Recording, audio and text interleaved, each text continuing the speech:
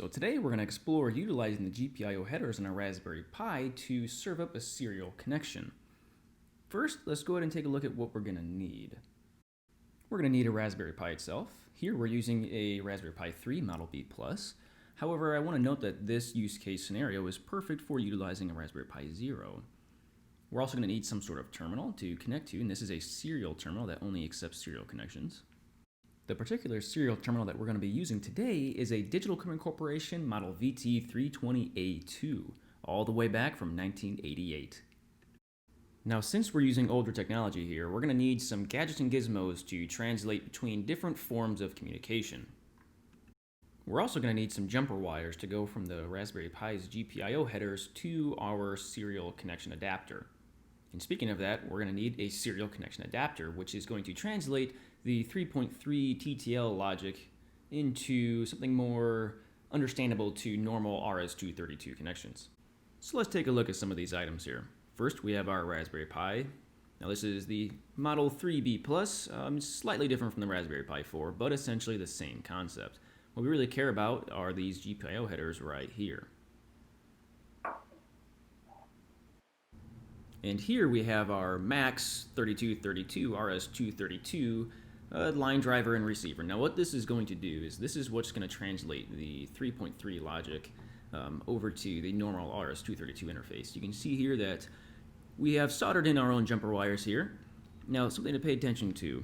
These wires right here, they're nothing particular important about them. The color does not change the physical properties of the wire.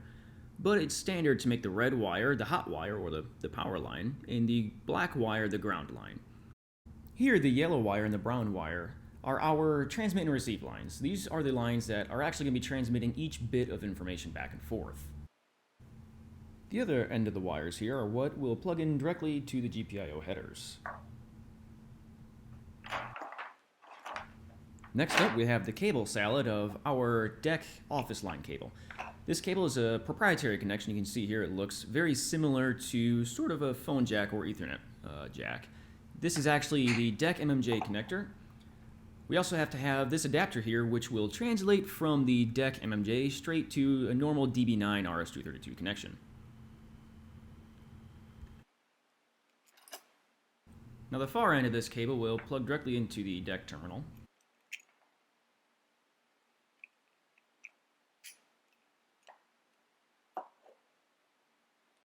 Now, of course, we can't forget about the terminal itself. This masterpiece here is the Digital Equipment Corporation VT320 Model A2.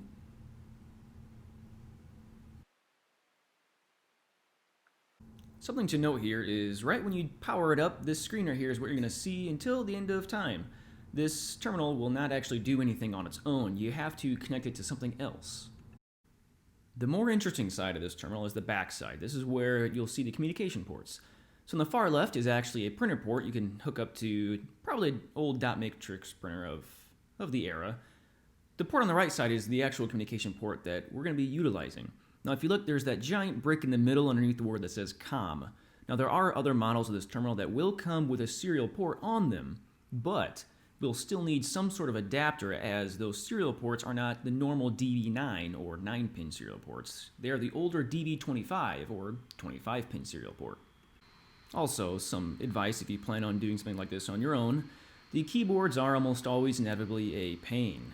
Most of them are broken or come slightly broken, like this one here is the keyboard I'm attempting to use here. I had some catastrophic key failures here, so I needed to take it apart, and unfortunately I need to redo some of the traces on the rubber dome capacitive mat, I guess you could call it.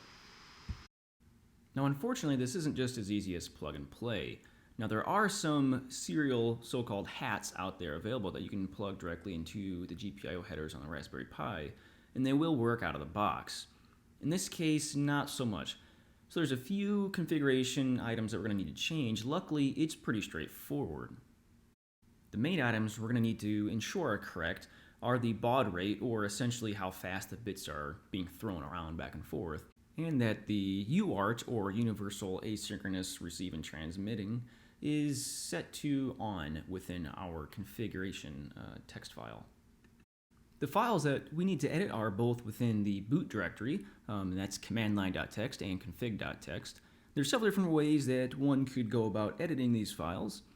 My preferred method is actually to not do it directly on the Raspberry Pi. A reboot's necessary, and I always just get worried about editing those files live. So my preferred method is to actually take out the SD card itself from the Raspberry Pi and edit that directly on something else, like my MacBook, for example.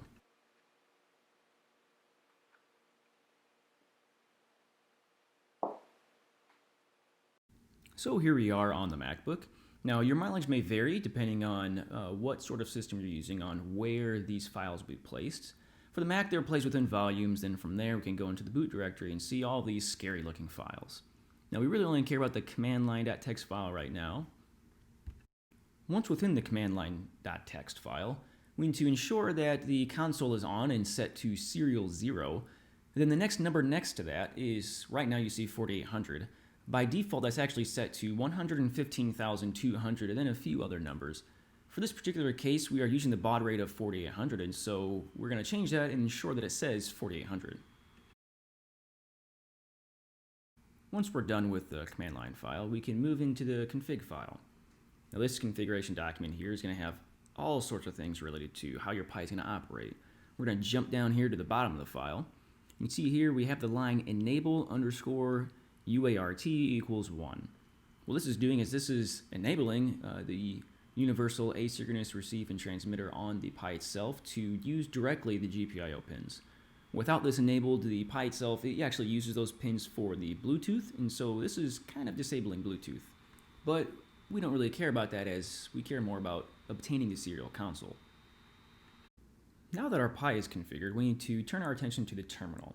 Now, there's all sorts of different configurations that we could apply to the terminal, but there's a few things that we really need to specify. Number one, we need to make sure that our data packets, so to say, are 8 bits with no parity bit.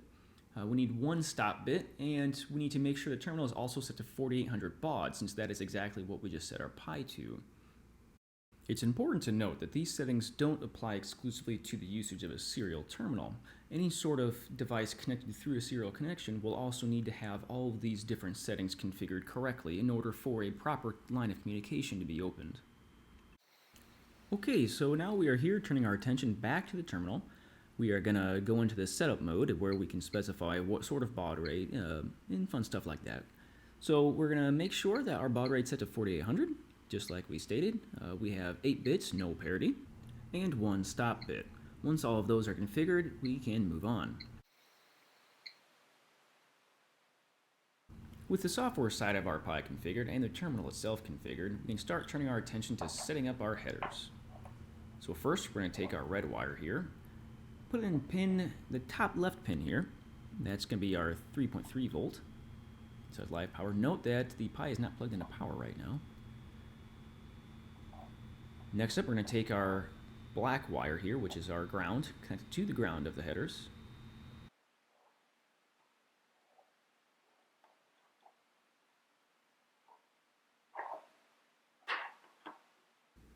Next up, we are going to connect the yellow wire, which is our transmit wire. This is going on pin 8, which is the TX or the transmit line. And lastly, our brown wire, which is our receive line, is going on pin 10, or the RX pin, the receive pin.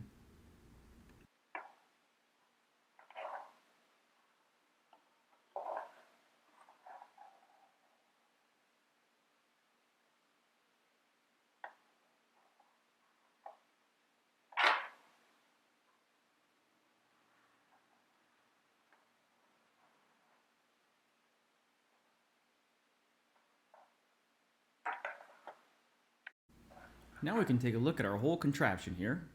Our Max 3232 serial connector here is wired in all nice and tight now. Now eventually we're going to be plugging this into the adapter, which is going to run all the way over to the serial terminal. This other end here is going to connect in the back side of the terminal that we saw earlier.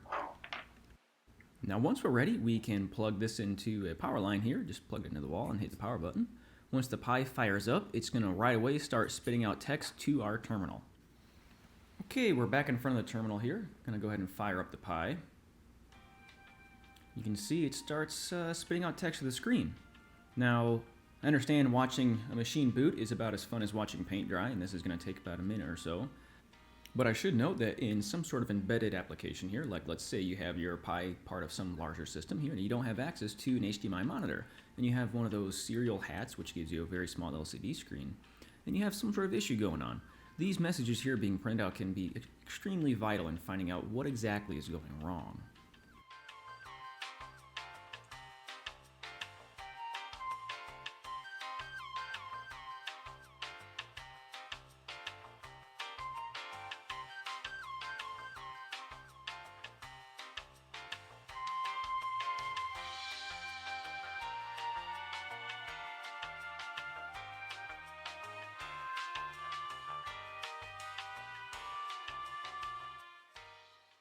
Okay, the machine is all booted up and ready to go. You can see I'm logging into my Raspberry Pi here, and once you're in, it is just a Linux system. It's a Unix system. I know this. From here on out, it's no different than just using your Raspberry Pi normally. Now, since this is a slower serial connection on an older, slower monitor, some normal commands have quite interesting behavior. You can see here when running top, how slowly it appears to run while pushing out everything to the screen.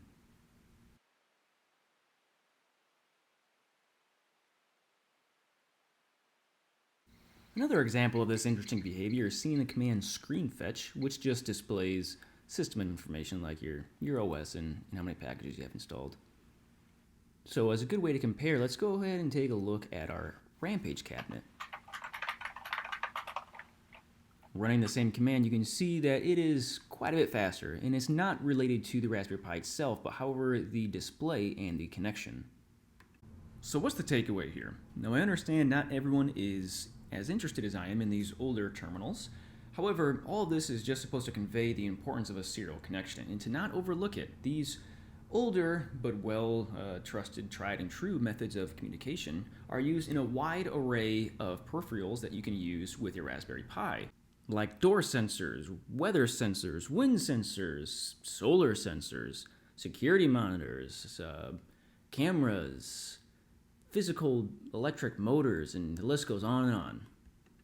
There are many things out there that do in fact use serial connections, and they are more fun or more important than just a serial terminal like this. So in closing, we need to be good denizens of the computer world and log out of our terminal, shut it down so we avoid screen burn, and move on to the next project.